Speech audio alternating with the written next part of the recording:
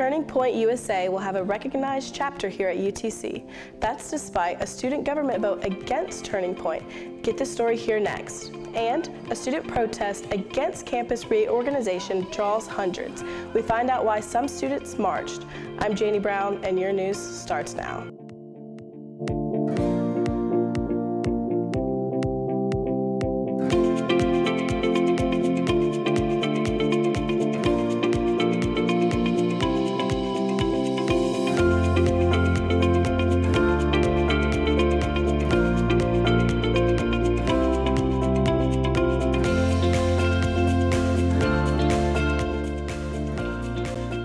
A controversial student organization gained recognition here at UTC after a major student association turned them down. The announcement from UTC officials saying Turning Point USA is now a recognized student organization for the campus. That decision came despite the fact a campus student government association voted against recognizing Turning Point as a student campus organization. Kaylin McCaslin has her story. This past Tuesday, UTC Student Government Association debated a motion regarding Turning Point USA coming to campus. The Signal Mountain Room was packed with spectators and representatives from both SGA and Turning Point. Free speech was at the center of the discussion. Some students argued that Turning Point should be embraced under the First Amendment to promote open debate. We do not have a space here right now. It has gotten so out of context for us to come out here and you guys are like, oh, I don't feel safe here. I feel unsafe here. I feel unsafe here. The second that I tabled here, I have felt unsafe. It has gotten way too far, and we just want to be here calmly, respectfully, and not shove any of our ideologies on anybody. The recent pullback of DEI programs on campus also played a big role in the conversation. Many students said that they find it hypocritical to use free speech as justification when several diversity-based clubs have lost their status or been restricted from meeting. And those were three spaces that existed to support students within our minority groups.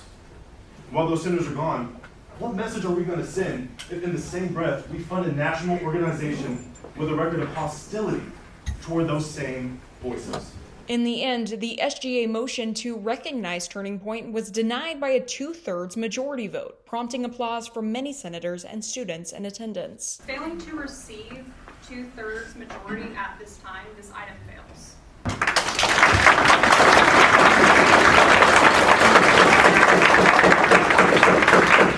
That decision did not last long. On Thursday, UTC administration overruled the vote, officially approving Turning Point USA as a registered student organization. Chancellor Lori Bruce released a statement to students saying, quote, "Our role and responsibility is to ensure all students, regardless of viewpoint, have equal access to participate in the life of our campus." Depend on Mocs News for this developing story. This is what democracy looks like! This is what democracy looks like! This is what democracy looks like! This is what democracy looks like! With the removal of the Women and Gender Equity Center and the Multicultural Center and the PRISM Center, I just feel like it's important to spread the message that erasing queer spaces does not erase queer people, and queer people have always been around and will always be around, and I wanted to stand up for what I believe in, and I didn't want it to go down without a fight. I have used the resources from the Wage Center and the PRISM Center before, and it really hurts to see something that I have been so proud of here on campus be removed. No fear! Everyone is welcome here, no hate! No fear! Everyone is welcome here, no hate! No fear! Everyone is welcome here! Learning about what's happening to that group, the Wage Center, the PRISM Center, all the multicultural centers, and the education behind that has caused me to stand up and fight for diversity to be brought back to our university. I think it's incredibly important that we stand up. Even if you're not belonging to one of these categories, you should still stand up because it's the right thing to do. I feel like I was one of the first people, me and my friends were one of the first to get over here to Chamberlain, and when we started walking around downtown, I thought that we were towards the back of the group, and I turned around and it extended so much further than I thought, and it was really wonderful to see that many people come out. No peace! No justice! No peace! No justice! There's a plaque at the Statue of Liberty I'd like to read from. It says, "Give me your tired, your poor, your huddled masses yearning to breathe free." The Statue of Liberty, the epitome of the American dream and freedom, talks about the immigrant, the people who are outcasts, and New York is the melting pot, and yet here we are cutting centers that promote that.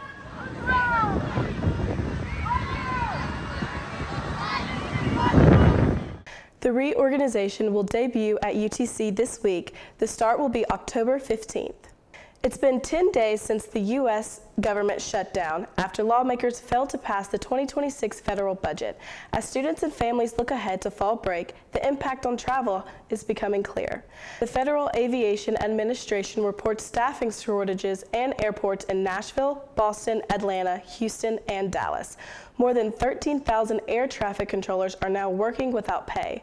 The result, longer TSA lines, more flight delays, and an increase in cancellation. As the shutdown continues, travelers are thinking twice about flying, especially with the holiday right around the corner. Hundreds filled the streets of downtown Chattanooga for the annual Pride March. This was the scene Sunday at Riverside Drive near the aquarium. Supporters lined the streets to cheer on folks in the parade. Revelers marched the pride colors. Plus, you got to see a full-scale size giraffe puppet. All took part later in the festival, filled with music, food, and vendors. UTC welcomes back the Be Well Health Fair for the 4th annual year on Chamberlain. The event was hosted by the UTC Center for Wellness along with UTC Council Center, Scrappy's Cupboard, and many organizations throughout Chattanooga and the surrounding areas. The goal every year is to promote overall well-being to students and staff at UTC while connecting students to health and well-being resources. A UTC graduate is pursuing her research in the fight against cancer. We found out more in the edition of Checking In with Charles. Happy Friday, Mocs. I'm Charles Kemp, and this is Checking In with Charles. Today I have a sneak peek at a docu-feature I've been working on for the upcoming Our Tennessee magazine. Let's check it out. If you talk to anyone, everyone has a personal story about cancer. Either themselves they are affected, or one of their family members, or one of their team members, someone is affected by cancer. There is no family that is spared by cancer. Meet Sarah Asamoah, who studied with Dr. Narayanan, earning her PhD, and now is a UTHSC third-year medical student who wants to help more women survive breast cancer. Cancer is this umbrella term that we use to describe multiple disease processes. So breast cancer is not the same disease as colon cancer. We just call it all cancer because that's easier and that's colloquial, but in general, these two things are completely different diseases. So there's never gonna just be one cure because I wouldn't use the same medicine to treat something in the pancreas as I would use to treat something in the brain. Thanks for tuning in. If you like that preview, be sure to check out the full docu-feature next week at our.tennessee.edu. Until then, go Mocs. For the first time in a dozen years, an EF5 tornado has been recorded in the U.S. Plus, what does the weather look like for fall break? Here's Dean to tell us more. The 12-year EF5 tornado drought is finally over after the NWS upgraded their damage report for the Angelin, North Dakota tornado, upgrading it from Category 3 to Category 5. EF5 is the highest and strongest category of tornadoes and are extremely rare. The EF scale is based on damage, since we don't yet have the technology to accurately determine wind speeds inside tornadoes. According to the NWS, EF5 tornadoes must leave behind widespread specific types of catastrophic damage to well-built structures, which are consistent with winds over 200 miles an hour. The Enderlin tornado touched down at 11 p.m. on June 20th of this year. It was on the ground for 20 minutes and tracked over 12 miles. It completely destroyed numerous well-built homes, left 3 people dead, and threw fully loaded train cars over 450 feet away, which is what earned Enderlin the EF5 rating. It is the first EF5 tornado since the 2013 Moore, Oklahoma tornado 12 years ago. Over in the tropics, Tropical Storm Jerry is currently tracking through the Atlantic, just east of Puerto Rico and the Virgin Islands. He's expected to become the 5th hurricane of the season over the weekend. Jerry is expected to curve out to sea and won't pose any threat to the land. Fall weather is finally here. We're looking at a very pleasant and sunny weekend and week, with highs consistently in the mid-70s and lows consistently in the 50s. That's all the weather talk I have for you today. Great news for Tennessee teams in football. Both the Titans and the Mocs did well. Here's Dominic with the details. The Tennessee Titans won their first game of the season, coming back to defeat Arizona 22-21. Cam Ward led the fourth quarter charge, snapping the team's 10-game losing streak. The team went wild, including a fumble that turned into a touchback and key turnovers late. Tennessee capitalized on Arizona's mistakes to pull off one of the franchise's biggest comebacks. The Titans now head to Las Vegas to face the Raiders next. Chattanooga held off VMI with a 21-14 win Saturday night. Justice Durant rushed for 144 yards, and Ryan Ingram scored 2 touchdowns on the ground. Chattanooga scored at the start and end of the second quarter to take control, and their defense held VMI to a field goal in the third. Josh Williams also contributed with a 6-yard touchdown reception. The win improves UTC to 2-4 on the season and 1-1 in Southern Conference play. For the first time ever, 3 Tennessee schools are ranked in the AP Top 25, including Tennessee, Vanderbilt, and Memphis. Memphis makes its season debut at number 23 after starting the season 6-0. The Volunteers sit at number 12, and Vanderbilt appears in its 4th straight poll, a school record. The rankings highlight Tennessee football's strong start and the state's growing presence in college football. All 3 teams will look to keep momentum going into the coming weeks. Nashville SC captured its first major trophy with a 2-1 win over Austin FC in the U.S. Open Cup final. Hani Mukhtar put Tennessee on the board early with a strike into the upper corner in the 17th minute.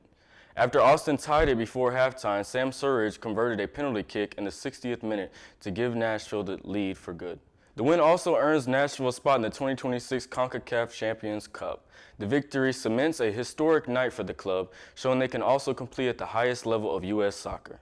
That's this edition of Mocs News. Thanks for joining us. Be sure to keep up with us on our Instagram page. We are also on Facebook and YouTube. Have a good weekend.